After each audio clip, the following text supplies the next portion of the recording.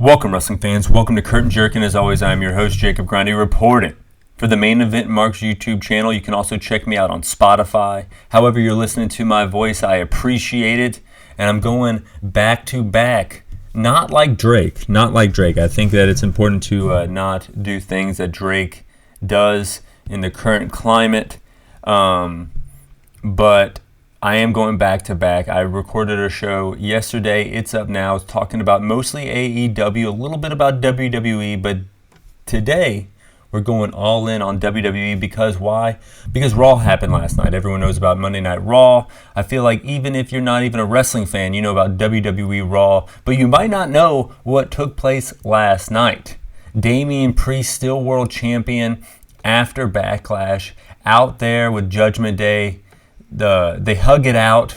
He apologizes for getting mad at them during the match, but they did help him win, so they're cool with that. And then Adam Pearce breaks up the party and puts Finn in a match against main event Jey Uso for the King of the Ring tournament. Finn versus Jey, solid match.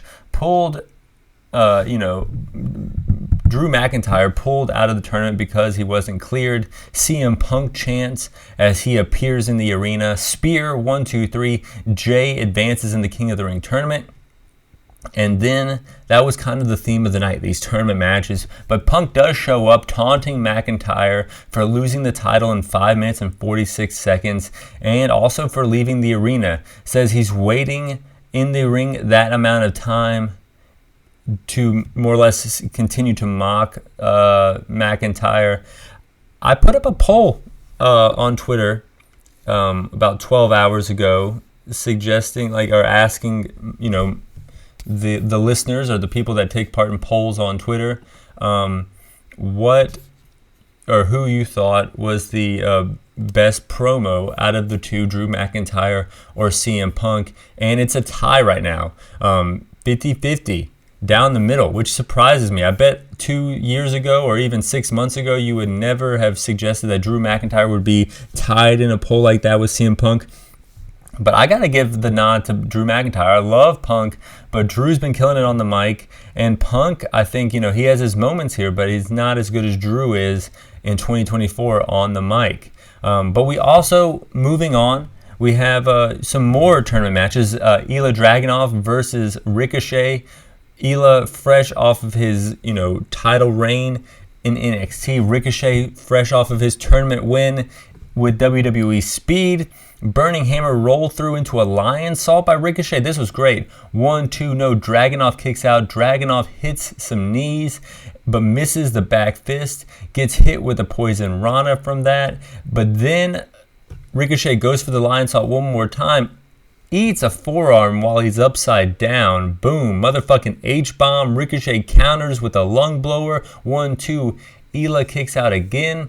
Battle up top. Superplex by Dragunov. Huge H-bomb. 1, 2, 3. The former NXT champion,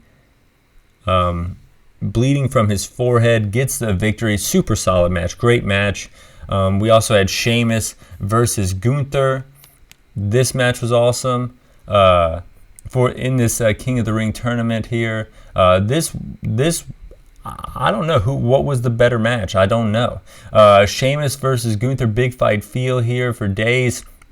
You already know they are beating the shit out of each other. Crowd is into it. We are getting a banger, as they say. And then Kaiser interferes, hurting the knee of Sheamus. His knee is all fucked up, and he ain't quitting. Gunther whipping the knee pad off. Sheamus fires back. 1, 2, no. Crowd behind Sheamus. Sheamus knee gives away. Powerbomb. 1, 2. Switches right into a half crab. A little Samoa Joe influence here in the Raw main event.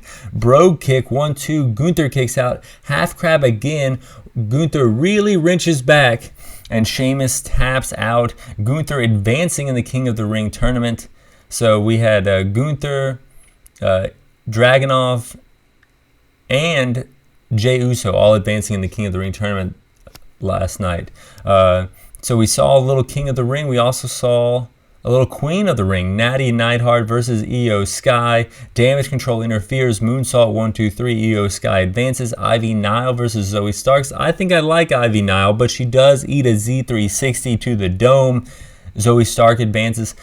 Lyra Valkyria versus Dakota Kai, lighting up Dakota and even going for a dropkick to the outside. Crowd was dead for this one. They can't all be France. What is it called? Nightwing. 1, 2, 3. Lyra Valkyria advances. Becky in the ring with Liv. They're going to go at it at Saudi Arabia. Damage Control comes out, surrounds the ring. Liv dips. She says, this ain't my problem. But the recently brought up to Raw former Becky opponent, recent Damage Control opponent, in Lyra Valkyria saves the day, keeps Damage Control at bay, helping Becky Lynch here. R-Truth introduces Adam Pearce to Dan Hurley, the UConn head coach for the winner of the NCAA men's basketball tournament. He wants to face UConn basketball team. R-Truth wants to take on the other champions.